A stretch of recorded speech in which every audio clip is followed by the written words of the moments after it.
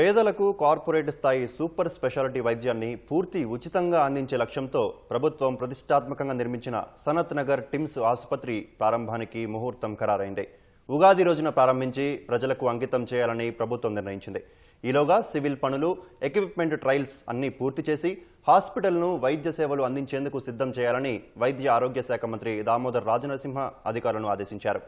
Hyderabad Aarogyasri trust కార్యాలయంలో TIMS Sanath Nagar పనుల పురోగతి, వైద్య సిబ్బంది నియామకంపై మంత్రి ఉన్నత స్థాయి సమీక్ష నిర్వహించారు.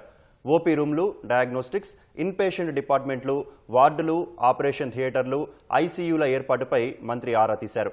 1000 పడకల సామర్థ్యంతో నిర్మించిన సనత్ నగర్ టిమ్స్లో మౌలిక వసతుల కల్పన తుది దశకు చేరుకుందని అధికారులు మంత్రికి వివరించారు. క్యాత్ ల్యాబ్ ఏర్పాటు పనులు చివరి దశలో ఉన్నాయని, నిమ్స్, ఉస్మానియా, గాంధీ ఆసుపత్రులపై రోగుల ఒత్తిడిని తగ్గించేందుకు టిమ్స్ సనత్ నగర్ కీలక పాత్ర పోషిస్తుందని మంత్రి పేర్కొన్నారు. నిమ్స్ పరిధిలోని సీనియర్ డాక్టర్ల సేవలను సనత్ నగర్ టిమ్స్లో వినియోగించుకోవాలని అధికారులకు మంత్రి సూచించారు. మార్చి 15 నాటికి పెండింగ్లో ఉన్న చిన్న పనులన్నీ పూర్తి చేసి ఉగాది నాటికి హాస్పిటల్ను ప్రారంభానికి సిద్ధం చేయాలని మంత్రి స్పష్టం చేశారు.